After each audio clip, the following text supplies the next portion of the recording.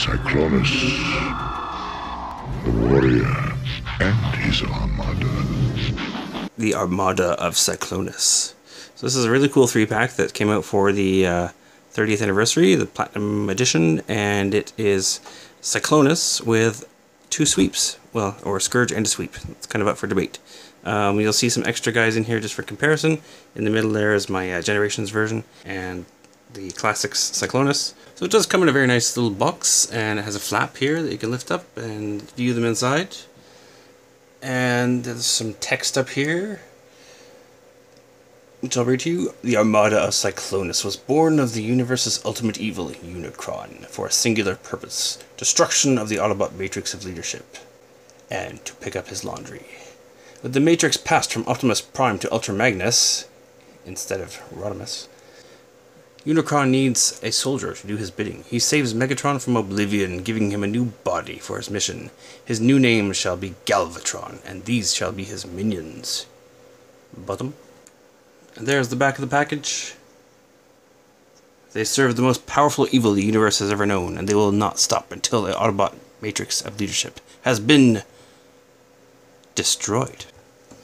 So let's start with our buddy Cyclonus. So these are all made with some translucent purple plastic, which is cool. It kind of evokes the reformatting that we see in the movie when they change from Insecticons and other characters into these ones, which is a whole other can of worms. But yeah, this is a much lighter purple. Cyclonus has been reissued again. This is the original Classics version, which I was smart enough to pick up in the store after overlooking Blur and some other stuff. But I did get him, and yeah, he was also put out in a 3-pack in a more cartoon-accurate color, but this is the darker one. This is one of the best figures in the Classics line, in my opinion, although it's not without its problems. It doesn't hold together super great. Well, it seems to be now, but I mean, sometimes it's not clear exactly how the things lock into place, like these shoulders and these legs. By the way, this Classics version came with his Target Master Nightstick, who did not come with the this 3-pack version. So we won't look much at him. In fact, why look at him at all? We're reviewing this guy, right? So he has a little landing gear in his legs and in the nose cone, which is kind of neat. So to transform him, you unlock these and they move up.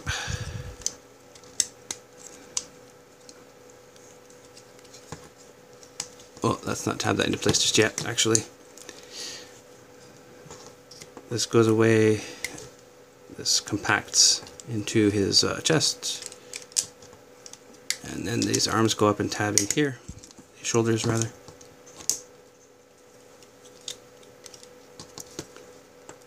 These are tabbed in here, and these slide in and out. And the arm just, or the hand just pivots around. And then this has a double hinge where you can fold it back on itself, like that. Just turn the head around. This plastic is rubbery on this version, where it's not on there. And this is interesting. This looks like this. We're seeing this so much now in Combiner Wars, but it had these this style of leg that splits in half. So in robot mode, this fits together seamlessly. But you can see the way it splits to accommodate the alt mode is a bit. It's not super secure, right? This part sort of snaps into place. I feel something snapping here. I don't feel anything here locking it into place. I've never been sure if I'm transforming it wrong or if there just isn't really a tab for it, but I don't think there's any tab for it. Maybe just, I guess just here, this part sort of sticks to itself, but nothing up here to secure this. So we'll bring this back down here, put this together.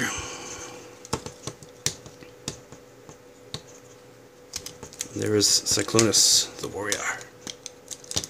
I don't usually go in for this translucent plastics business, but I do like it in this case because it makes sense, because they did appear that way in the film.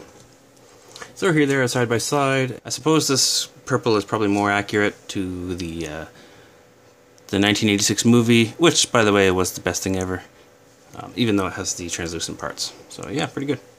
Here's the Target Master, if anybody cares about that. Pretty good, pretty good. Here's our Armada Cyclonus with the Generations guy in the middle there for comparison again. Let's take a look at Scourge versus Scourge. Honestly, these guys are a little bit flimsy. I really don't like how the backpack doesn't secure in place very well. These pegs peg in here. It's a really good mold, don't get me wrong. And I bought it enough times, God knows. I have the Serpentor version of this too. But yeah, it makes them a bit back heavy and tip over. Also, there is storage for the weapons inside the wings, which you can see now that they're translucent. So his gun folds up and goes in here. This one has a clip on it. It also folds down so you can use it as a handheld pistol. And then the other one, which also stores in its own mold, is a very so uninspired looking pistol, if you know what I mean. But you can put these together too. So if you have the clip down, you can clip it onto this piece on top here and make it into a combined weapon, or as I say, separate it and make it into two handheld pistols. This is like a double-barreled one. So that's kind of cool. I do like that. But I usually just keep them stored in here. You can also have these wings open up if you want them to have more of a bigger wing. You can do some stuff with these. You can position these. You could, well, I guess you just fold them open, so you know, it looks a bit like that. But, you know, more like the cartoon and movie, more like the '86 movie, which was the best thing ever. Yeah, I just like to keep them stored away in here because they don't really do much for me. I don't really care about my Transformers having weapons. For some reason, that's just me. And I keep them like that. There's some light piping. Hey. What happened to my... damn you, dollar store. Damn you.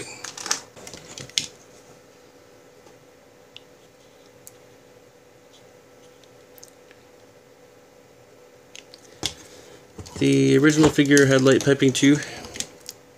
This being the original, but he had blue eyes. This one is a bit more secure. It's not brilliant, but this does stay pegged in a little bit better. It's also a bit hard to get him to stand up. But once, you know, he's got big enough feet, but you have to have him a bit of a lean just because of those wings.